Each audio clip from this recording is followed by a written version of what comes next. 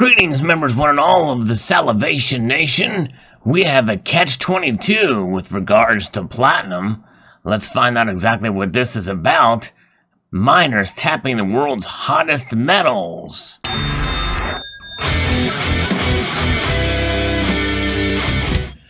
This comes to us from Bloomberg and was shared with me by Coins A to Z, who believes, as I do, that platinum is undervalued. We'll see how this plays out, especially in the world of mining, in this article from Bloomberg here. South African miners face a conundrum: increasing palladium and rhodium output to take advantage of soaring prices risks depressing the already fragile market for the sister metal platinum. As you know, platinum, palladium, and rhodium are the most popular of the PGMs and platinum group metals, known for being catalysts.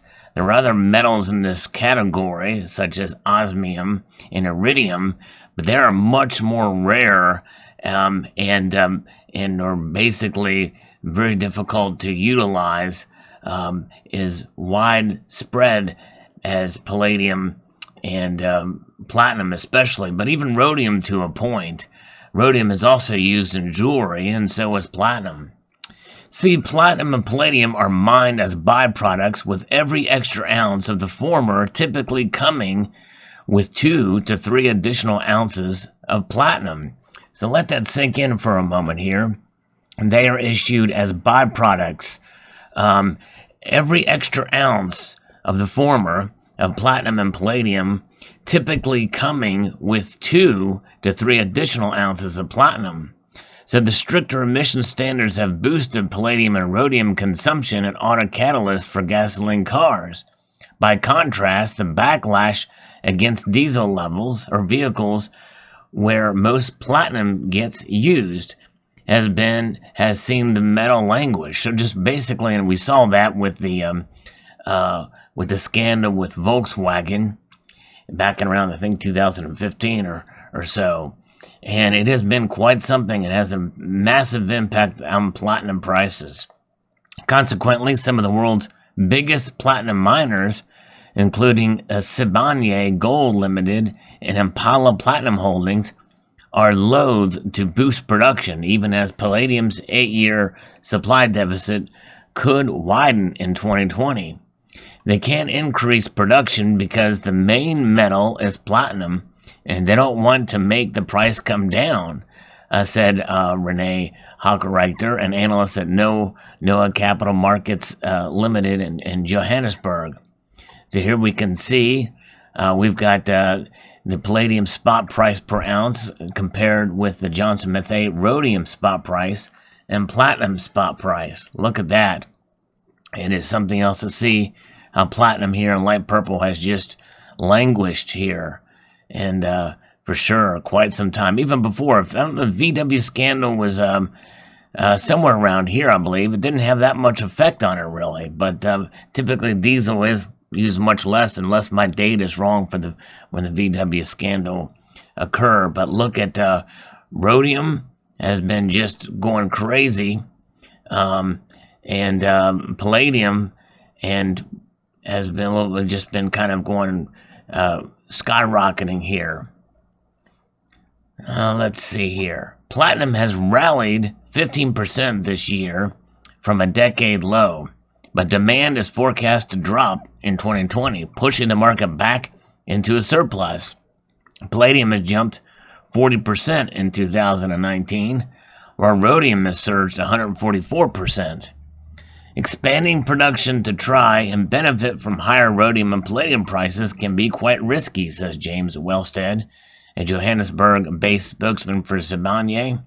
Most companies seem reluctant to raise production in South Africa due to the possible impact it will have on the platinum price.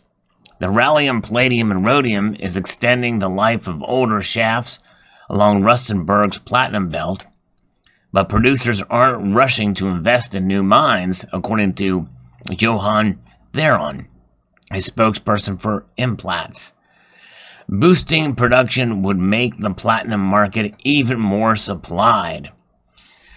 Now, my question is if they were to increase production, why can't they just hold on to the metal for such a time as to when the price goes up and then release it into the market at a massive profit. Maybe they'll tell us in the article. We'll see. Given the geological and market restraints, Implats expects output from South Africa's mines to start declining over the next 5 years. New projects in South Africa would take years to develop, while those in neighboring Zimbabwe may be stymied by political and economic uncertainty. Anglo-American Platinum Limited, the most profitable of South Africa's producers, will make a final decision on whether to expand its Mogalakwena mine at the end of 2020, according to spokeswoman Jenna Marias. Unusually, the company's flagship mine produces more palladium than platinum, but Amplats must weigh the prospect for power supply from South Africa's troubled state-owned utility before moving forward. So I may have, in reading the last part, I may have answered my own question about why not just mine it and then hold on to it until the prices start to increase. Well, they have to have cash flow, and I'm sure these mines do. And so if they mine it, hold on to it, they're not able to reap the benefit, or maybe even pay their miners for something that they're holding on to. Not only that, but the other aspect is the situation of, at what stage of it out of these mines before it's sent off for refinement. How would you store such a thing? What does it look like? How is it? What purity is it? Are they bricks or what have you? Is it still some sort of slurry? Who knows? Storing it may be an issue too. Not just for the space it would take up, which wouldn't be much considering how rare platinum is compared to gold and silver, but nonetheless, there are other factors that come into play there, where apparently this is why they can't just mine it and hold on to it and wait for the prices to become more favorable. It may be quite a while before that happens, according to this. Is quite the Catch-22 for sure for platinum. We'll see how it plays out. Very interesting article indeed. And it is fascinating to see how these prices have moved with palladium and also rhodium. And it goes to show you that palladium is more rare, considerably more rare than platinum.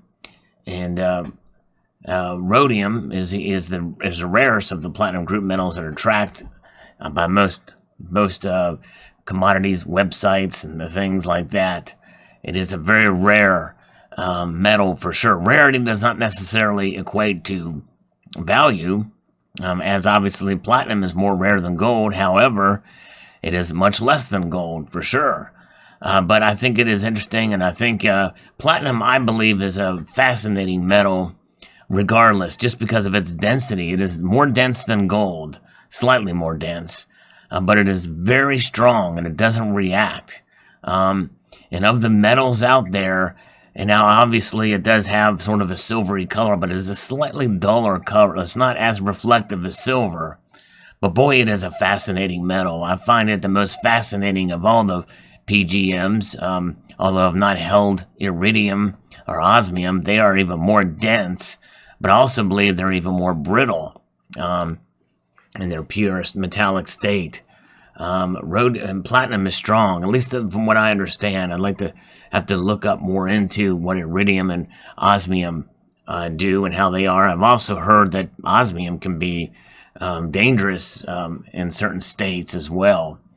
Platinum, though, is the most accessible, and obviously for price-wise, it is the most attractive, for purchasing, for potentially as a way to diversify even further, as getting in the world of investments with precious metals.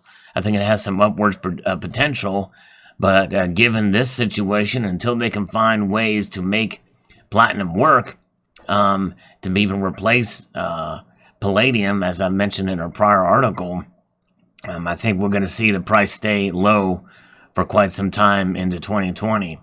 What does that mean for me? Well, I'm probably going to get a couple more ounces in 2020 if I can. Doesn't hurt, and as a collector, I just want to get a couple of coins that have a cool design and are non-reactive. And in fact, I have a platinum maple leaf right here with me, and right now, as I record this, that's the sound you hear right now. That is platinum, and I'm flipping it. And as I flip it, you will note that it does not go to the moon. It just stays right here in my hand. That's a little inside joke between Coins A to Z and myself, and maybe you who have seen some of his comments. But it does have a unique sound. It is not reactive. I can hold it and not really worry about tarnishing it or even really scratching it. It is not scratch proof, but it is, I believe, because of its hardness, scratch resistant. And it does put some stress on the dies from which these are applied, and the platinum maple leaf is quite an attractive piece. It literally is about the size of a $50. But nonetheless, there you have it. Very interesting indeed. The Catch-22 for platinum. Post your thoughts below, and as platinum a metal you are considering purchasing, even though, as the article says here, it's probably going to remain low through next year in price. Let me know what you think. I'd like to extend a multitude of gratitude to Coins A to Z for sharing this article with me, and to everyone else for taking the time to watch. I'd like to encourage you to please rate, share, comment, and subscribe.